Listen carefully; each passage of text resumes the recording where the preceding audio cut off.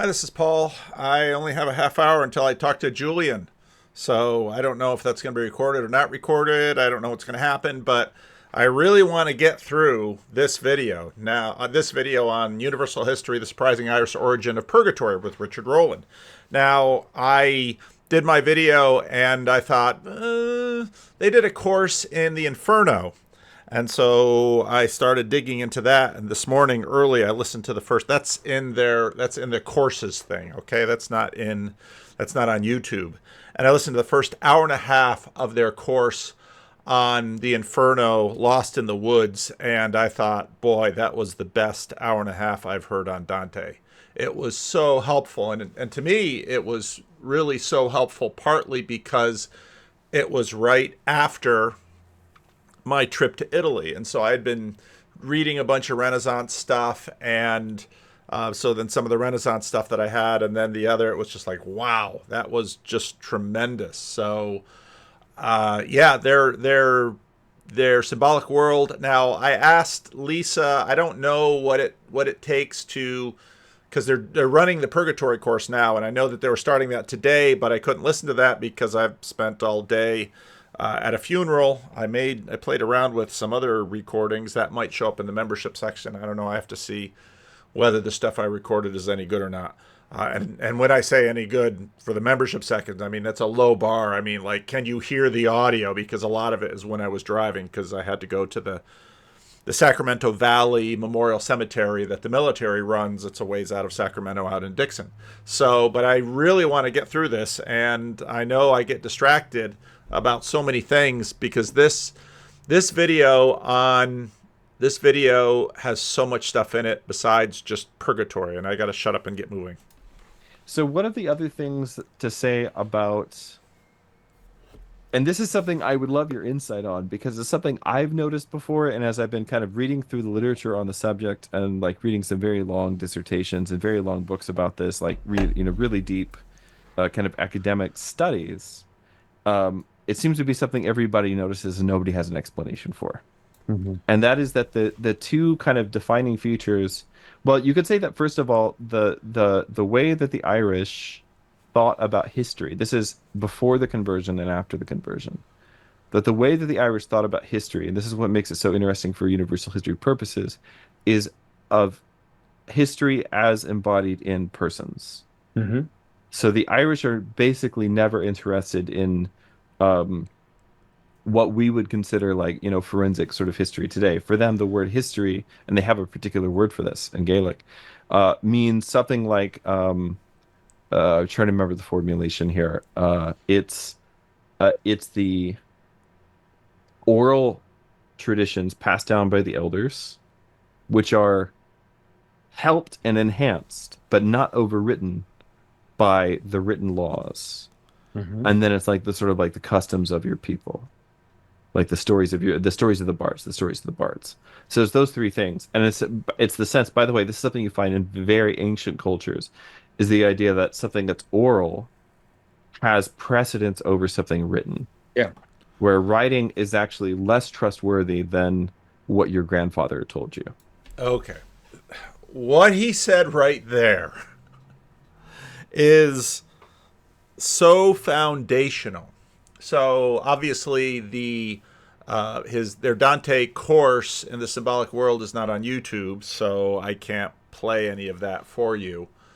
But what was so helpful in the Dante course was understanding that there is, let's say, deep code in us about, and I think this is imaginative code, about how we conceptualize, let's call it base reality. Moderns, and this is, so of course, T. Grog is our poster child in this, but there are a few others. Moderns conceptualize, and I think all of us do. This is what I find myself doing. We are told the story of the world in such a way that time is fundamentally diachronic, that matter is foundational and mind is derivative only after sentient creatures arrive. In other words, even though I didn't go to public school and I did not get an education in evolutionary biology, and one would imagine that for someone like me, I think my evangelical teachers or my Dutch Reformed teachers would say, no, he's thoroughly rooted in our worldview. I think the modern approach to how, again, we imaginatively embrace and project base reality is so deep in us. And so when you listen to Jonathan make the moves that he's moving, and he talks about binding, and he talks about see, now when I say this is imaginative, what I mean is that, again, McGilchrist, Master and His Emissary, it's fundamentally our right brain, our big picture brain, that constructs the canvas upon which the map is built. And I think we very much absorb that from our culture. And so you may be reading the Bible, you may be, but all of those things tend to get built on that imaginative map that we embrace from the culture. And what Richard is talking about here, this again, when he's talking about history. So when they talk about universal history, that's sort of the slide they're trying to make. Because if you, I did some more listening to Shepherds for Sale, and then I'm making my way through the start of the Great War, and the rest is history. And of course, I have my undergraduate degree in history. I love history. But the question about what history is built on that imaginative map, that those sedimentary layers. I talked about that a long time ago. Got that from a comment. Don't remember who left that comment, but these sedimentary layers. And so history for us is this through time material story of linked material causality. Okay?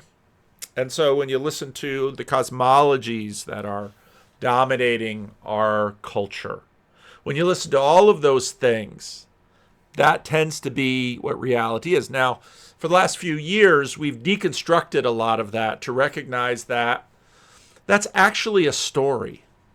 And it's sort of an imaginative story because there's so much attention direction going on in that story that the story itself can't help but be the product of an editor. I'm not going to get anywhere through this video today.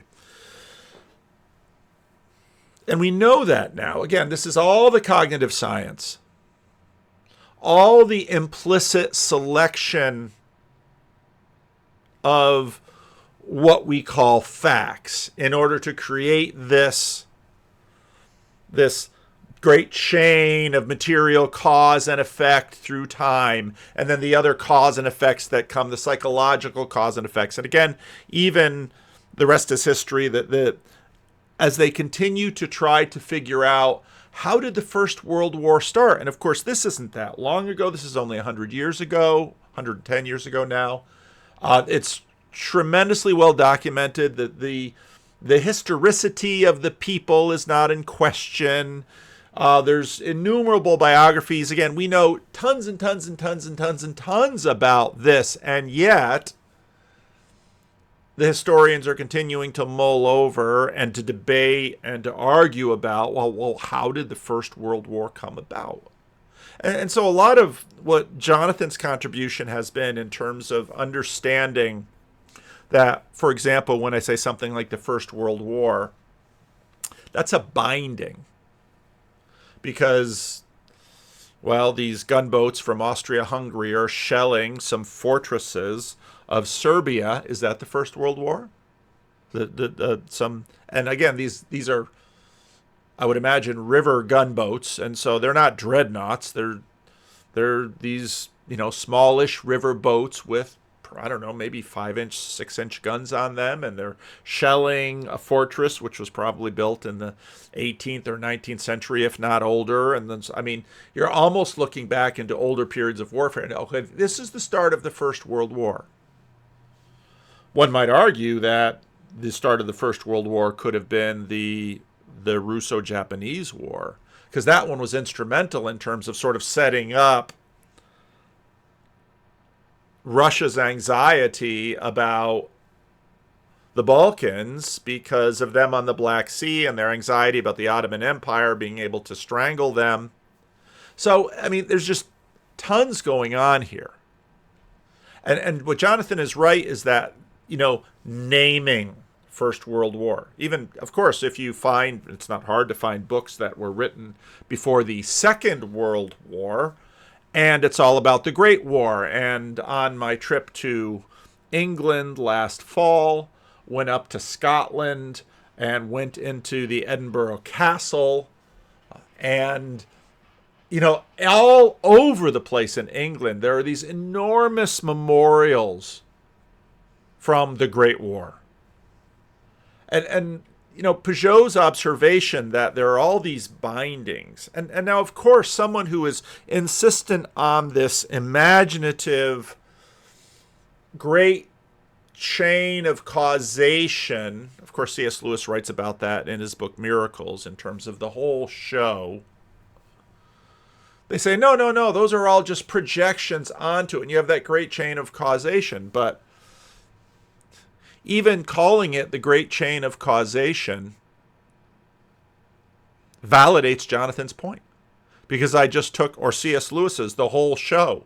I just took everything and put it all in one little bundle and tied a nice little ribbon on top. And so when Richard Rohlin here is talking about, so for now he's talking about really ancient people's conception of history. He's talking about, okay,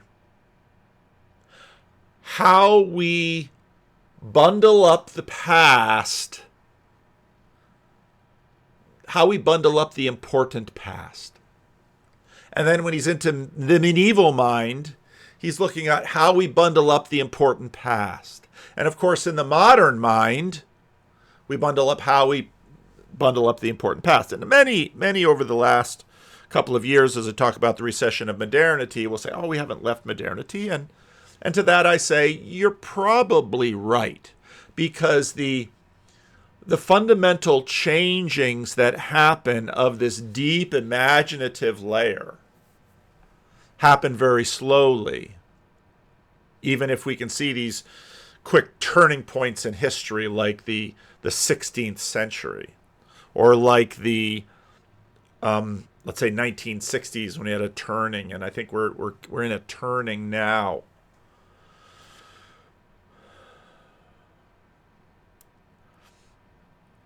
Because part of it is because we're always talking to each other and we're always checking, and these things are very much moving beneath the surface. And then of course you can bring in Jordan Peterson and Jung, and Jung really tries to get at these deep layers of apprehension and imagination, because again, a la Ian McGilchrist, they are right-brained in terms of master brain.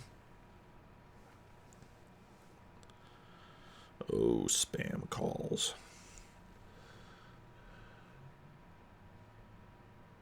And so, what Richard is doing here, Richard has read and studied to try and get himself into the medieval mind. And what is so interesting about Dante Alighieri, another book that I was reading when I was in Italy on the Renaissance, that the author was sort of debating, is Dante medieval or is he early modern?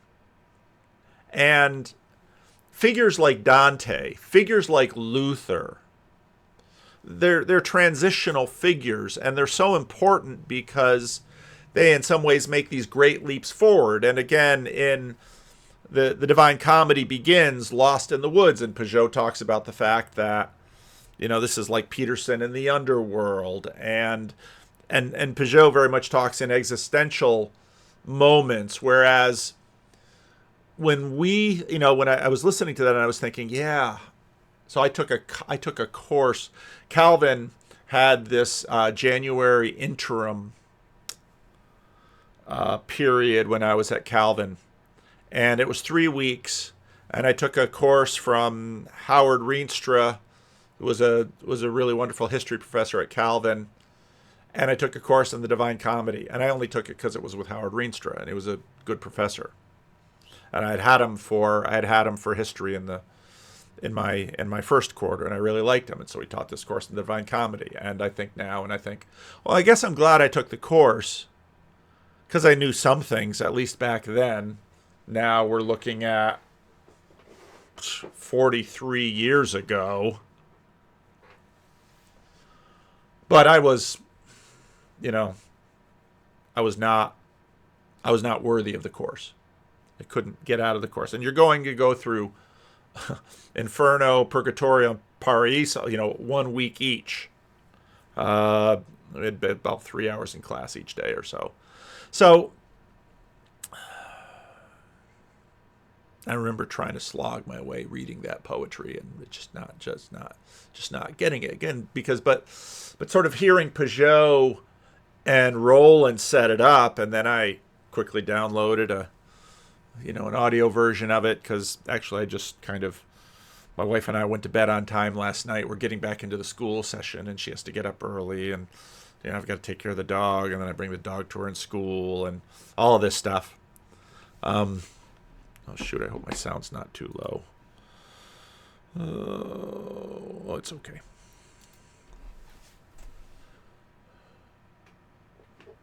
And so I woke up early, and if I wake up in the middle of the night, old man has to go to the bathroom. And wake up in the night, and then I lay down, and it's like, I got to get up in an hour and a half anyway. I can just lay here quietly and listen to this course on the Inferno. And it was awesome. Hour and a half. Bang. And it was and suddenly I understood that first introduction, and oh yeah, I remember. It's a mountain. In the medieval world, the Inferno was sort of the stairway down to hell. But here it is, the mountain up to heaven. And you realize, as they do in this video, where it's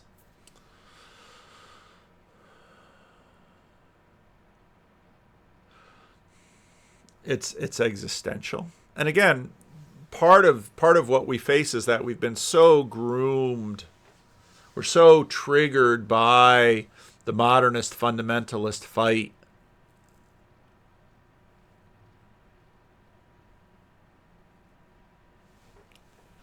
So listen to what he does here again.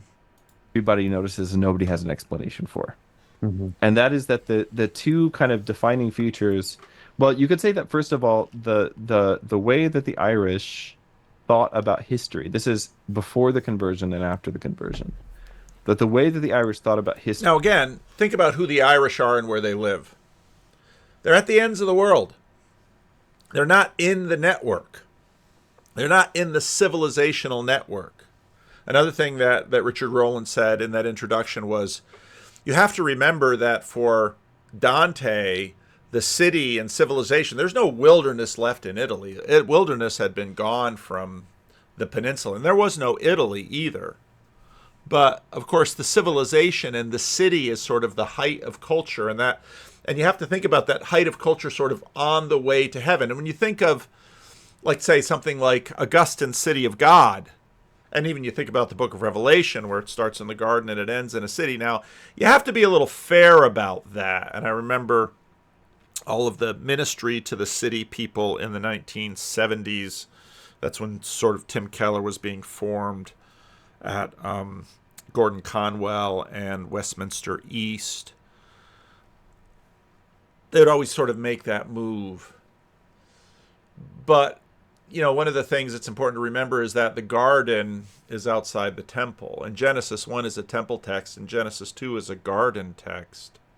And you think about the palace of Versailles, the garden isn't the wilderness. And so basically, the man and the woman are kicked out of the garden, they're kicked into the wilderness. And so, Lost in the Woods for Dante is in the wilderness with Israel, or out in the sea with Jonah.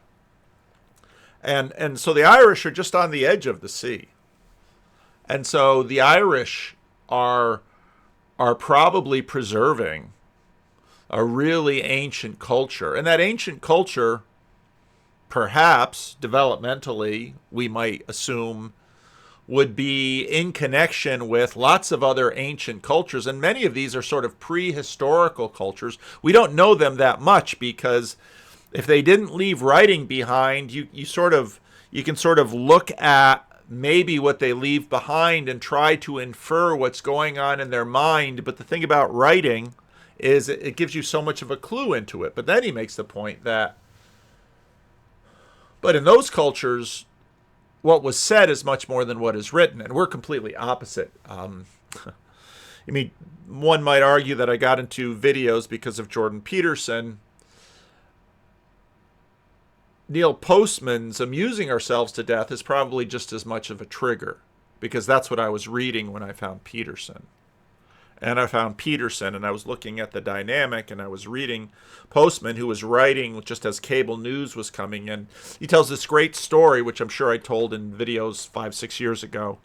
Tells this great story about how, maybe I'll just look it up. I probably had it highlighted in my Kindle. Bingo, here it is. Oh. In the case I have in mind, the issue of what is legitimate form of truth-telling was raised to a level of consciousness rarely achieved. The candidate had included in his thesis a footnote, intended as documentation of a quotation which read, "Told to the investigator at the Roosevelt Hotel, January 18, 1981, in the presence of Arthur Lingaman and Gerald Gross." This citation drew the attention of no fewer than 4 of the 5 oral examiners. This is a guy... Let me back up a little bit. A similar paradox exists in universities, and with roughly the same distribution of resonances. That is to say, there are a few residual traditions based on the notion that speech is the primary carrier of truth. This is what Rohlin is talking about. But for the most part, university conceptions of truth are tightly bound to the structure and logic of the printed word. That's sort of the emissary. Because speech, well, do you remember, and memory, and but it needs to be, you get a car salesman's word on it or a handshake.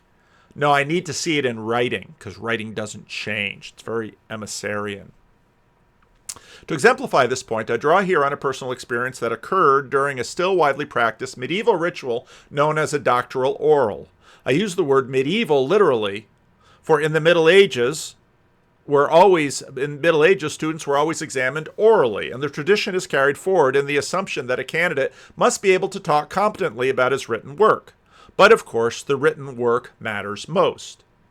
In the case I have in mind, the issue of what is a legitimate form of truth-telling was raised to a level of consciousness rarely achieved.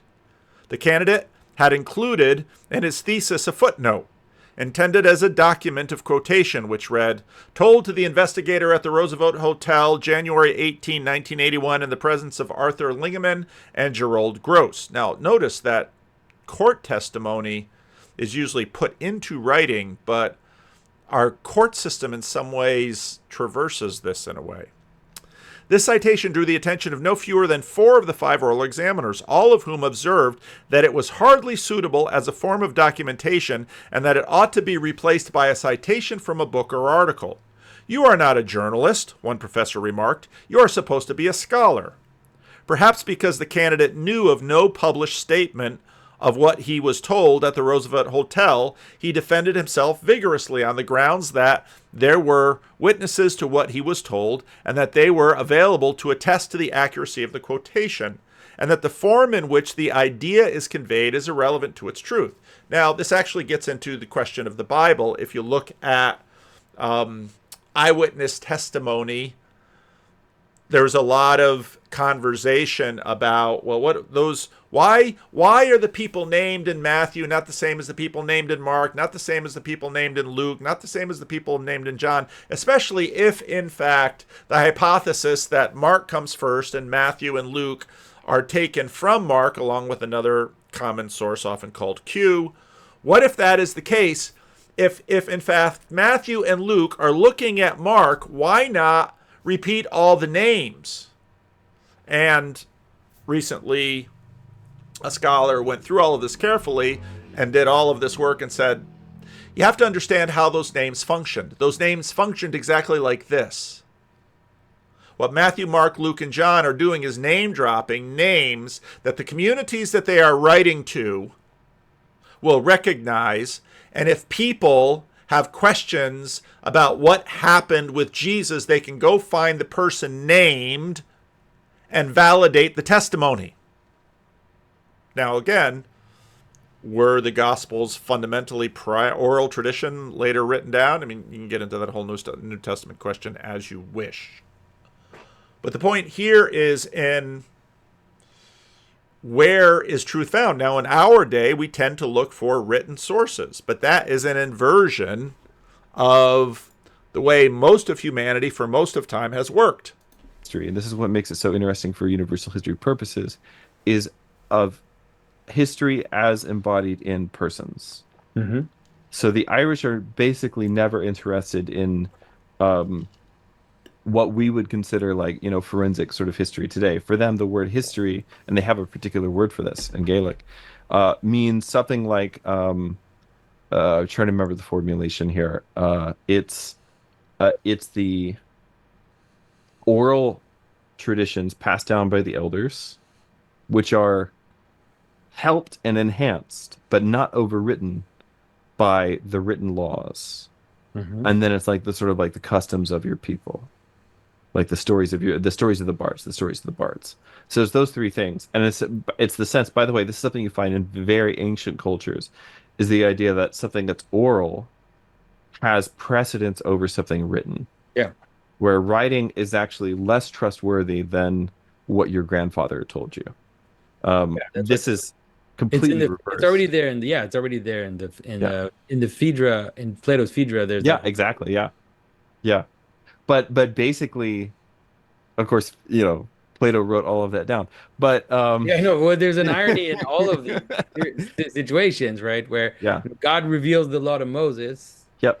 Then he writes it down, and so it's like a kind of lower level, Yep. And so I think that the implicit notion that in fact the written word is weaker than the oral tradition is something that is there everywhere. It's there even, I think, in the gospel to some extent. Oh, for sure. I mean, that's the whole thing that you have kind of going on with Christ, and like how's the Sabbath supposed to be kept in these different things. It's like, dude, I'm the one that revealed this to Moses to begin with, right? Right. This is something that you find in every single ancient culture, is that oral tradition is more reliable than what is written. But also, I mean, I think that the way that written culture develops also is a testimony to that. So if you look at early manuscripts or early inscriptions, right, they're written without punctuation, they're written without separation between the words. And so the only way to read it is to say it out loud, because when you look at it, you just see a stream of letters. And even the same with the Hebrew, this idea that... And now, of course, we have video. And how does that play?